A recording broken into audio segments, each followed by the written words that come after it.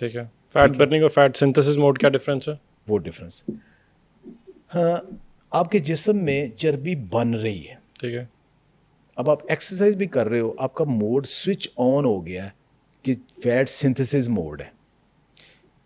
Insulin ऊपर है, insulin ये कर रही है कि शुगर जहाँ जहाँ पड़ी है उसको वो लिवर में जाके फैट बना रही है। 3 से 4 घंटे एक दफ़ा इंसुलिन ऊपर चली जाए, वो आपके जिस्म के अंदर फैट बर्निंग नहीं होने देती। फैट बर्निंग तब भी होती है जब इंसुलिन डाउन हो। और इंसुलिन ऊपर कब जाती है? जब आपने शुगर स्पाइक कर ली, आपने चीनी खा ली, कोई ऐसी चीज़ खा ली जिसके अंदर मीठा है या कार्ब है। मसलन आपने नाश्ता किया, पराठा शराठा रोटी ये वो चाय मीठे वाली सारे, दही में मीठा डाला, वट एवर जो भी है, रस खाया, केक खाया, वट, आपकी शुगर लेवल ऊपर गई, इंसुलिन ऊपर चली गई। अब 3-4 घंटे के लिए इंसुलिन ऊपर है। अभी इंसुलिन नीचे नहीं आई थी कि आपका फिर स्नैक टाइम आ गया। स्नैकिंग में आपने फिर कुछ मीठा खा लिया, इंसुलिन शुगर ऊपर गई, इंसुलिन फिर ऊपर चली गई। ठीक है। फिर आपका लंच टाइम आ गया, फिर आपका दोबारा स्नैकिंग टाइम आ गया, फिर आपका डिनर टाइम आ गया, फिर रात को सोने से पहले फिर आपने कुछ खाना है। यानी आप मुसलसल हर थोड़ी देर बाद शुगर स्पाइक कर रहे हैं अपनी बॉडी का, और उसके साथ इंसुलिन भी स्पाइक हो रही। इसका मतलब आपकी बॉडी तो फैट सिंथेसिस मोड में है, फैट बर्निंग मोड में तो आई ही नहीं। अब आपने अपनी बॉडी को फैट बर्निंग मोड में करना है। एक कार्ब फ्री नाश्ता खाना, नो स्नैकिंग। आपके जो 6-7-8 घंटे हैं, रात भी साथ शामिल कर ले अगर नाश्ते में आपने किया है, तो 12-13 से 16 घंटे आपके वो है जिसमें आपने इंसुलिन स्पाइक नहीं होने दी। इसका मतलब है कि इस वक्त आपकी बॉडी फैट बर्निंग मोड में है। आपकी बॉडी को जो एनर्जी चाहिए वो आपके रिजर्व फैट लिवर में जाएंगे, वो ग्लूकोज में बनेंगे, यूटिलाइज हो जाएंगे, तो वो फैट बर्निंग होगी। तो आपने ये गैप करना है, तो बगैर एक्सरसाइज के बैठे बैठे आपका वजन कम होना शुरू हो जाएगा। क्या बात है, क्या बात है। अच्छा, इसमें एक चीज़ और भी आती है, अक्सर हम लोगों को कहते सुना है कि आप रादर देन के 3 मील्स अ डे आप कम खा लें लेकिन 5 मील्स अ डे पे चले जाएं। Does that work? कंसेप्ट गलत हो गया, ये उलट कंसेप्ट हो गया। शुगर के मरीजों को भी आमतौर पे आप किसी से पूछे ना, वो जेब में टाफ़ी रखेंगे, खाने वाली चीज़ रखेंगे। मैं चूँकि शुगर का मरीज़ हूँ, मैं डायबिटिक हूँ, मैं तो मेरी अचानक शुगर डाउन हो जाती है, मुझे कुछ ना कुछ खाना पड़ता है। Absolutely no. अच्छा। ये उलट हो गया सारा कुछ। ये तो स्नैकिंग है। अब ये जो मैंने अभी बात बताई कि आप थोड़ी थोड़ी देर बाद 5 से 7 खाने जो खा रहे हो, उसमें तो आप मुसलसल शुगर स्पाइक करके इंसुलिन स्पाइक कर रहे हो। अब शुगर के मरीज का इलाज क्या है? ओमेड पे चला जाए, 1 मील ए डे, 24 घंटे में एक खाना खाए, खाली रखे अपने जिस्म को। यस, वो प्रोटीन खाए, टका के खाए, और 24 घंटे में एक खाना खाए या 2 खाने खाए। अब उसको तो कहा जाता है, ये इंटरमिटेंट फास्टिंग क्या है? वो यही है ना, एक होता है डान फिनोमेना, एक होती है इंटरमिटेंट फास्टिंग।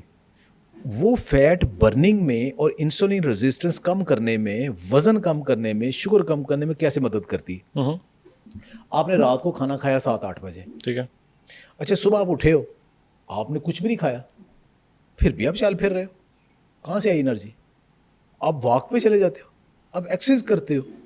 किसी का नाश्ते को दिल ही नहीं करता, वो सारा दिन काम करता है, 12 बजे तक खाता ही कुछ नहीं, तो भाई वो एनर्जी कहाँ से आई उसकी?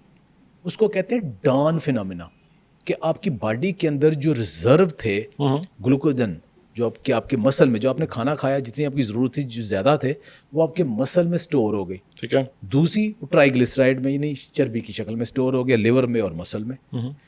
अब सुबह आप उठे हो, खाना आपने खाया नहीं, कुछ भी नहीं खाया, खाली पानी पिया, चल पड़े, तो आपकी बॉडी वो जो स्टोर है उसको यूज़ कर रही है। ठीक है, अब यूज़ कर रही है। अब साइंटिस्टों ने कहा कि यूज़ कर रही है ना, आपकी बॉडी को कुछ नहीं हुआ, अब ठीक हो, तो भैया उसको करने दो यूज़। नाश्ता ना करो नाश्ता, 12 बजे तक ना खाओ, इंटरमिटेंट फास्टिंग करो। अब उसमें क्या होगा, 16 घंटे आपने खाना नहीं खाया, लेकिन आपकी बॉडी ने आपकी रिजर्व बर्न की है।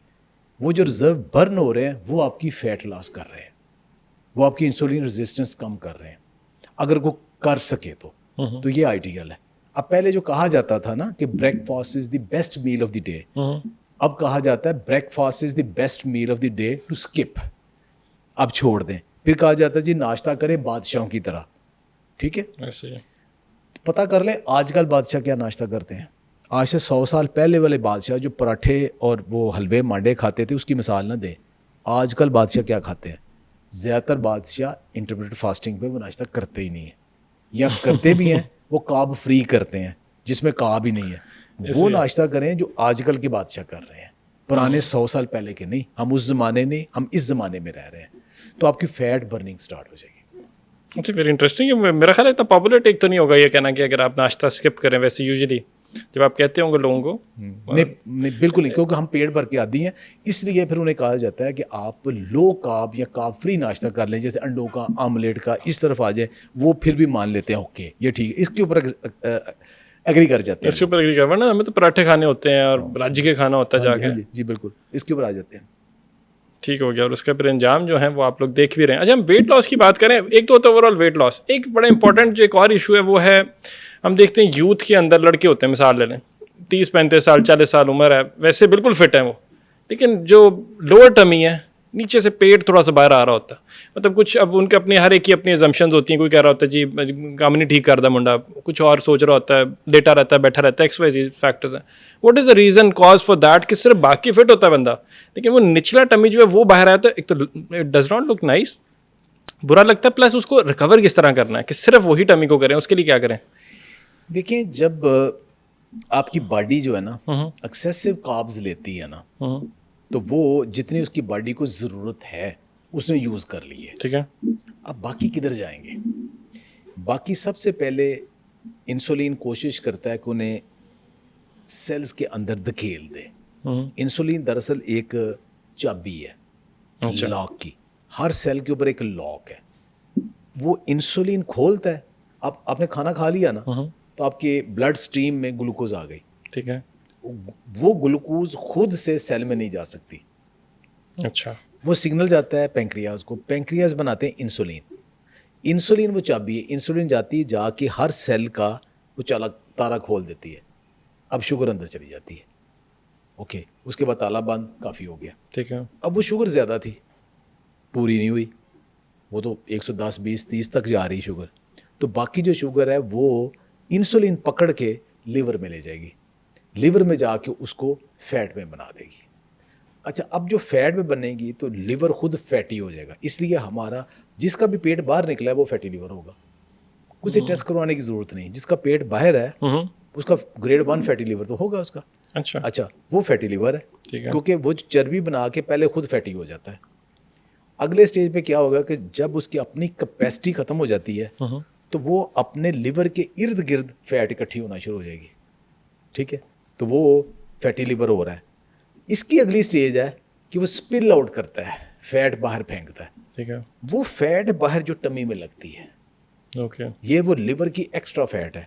और ये जो टमी की फैट है ये बैड कोलेस्ट्रॉल बनाती है, ये ट्राइग्लिसराइड बनाती